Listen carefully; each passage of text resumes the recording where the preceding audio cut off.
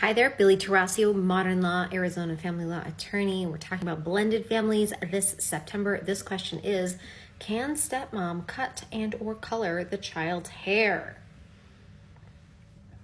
I feel like this is a little bit gray. I really do. So legal decision-making decisions include medical, educational, personal care, and religion.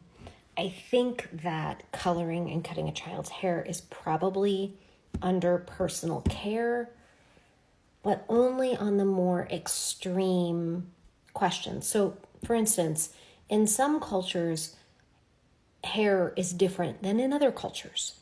So, in the African American culture, hair is treated and looked at differently than in the white culture. In Native American cultures, hair is looked at differently. Those decisions in those cultures would be a lot more major and more legal than in the white culture. If stepmom takes a child to go get their nails done, I don't think that's a legal decision. What if they get gel nails or acrylic nails that are a little bit more permanent? I still don't think that's a legal decision. If you take your kids for a routine haircut, I don't think that's a legal decision.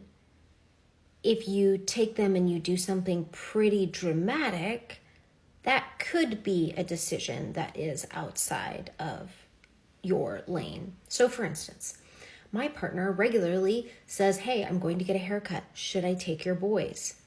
If they need a haircut, the answer is yes. I don't check with my ex. It's not a big deal. That would not be off limits. There's nothing wrong with that happening. Happens all the time. If my daughter is getting her very first haircut and her hair is down here and we're cutting it up to a bob, that would be a pretty major decision, right?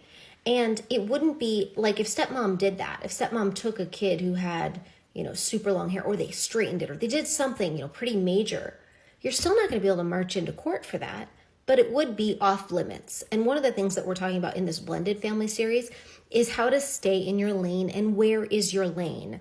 The lane is pretty wide, right? The lane for step-parents, in my opinion, is pretty wide. Step-parents can do many, many more things than they should not do. The list of things they should not do, in my opinion, is small. And mostly it's understanding that your opinion does not trump mom or dad's opinion, ever. That's essentially where I think the lane is. What do you all think?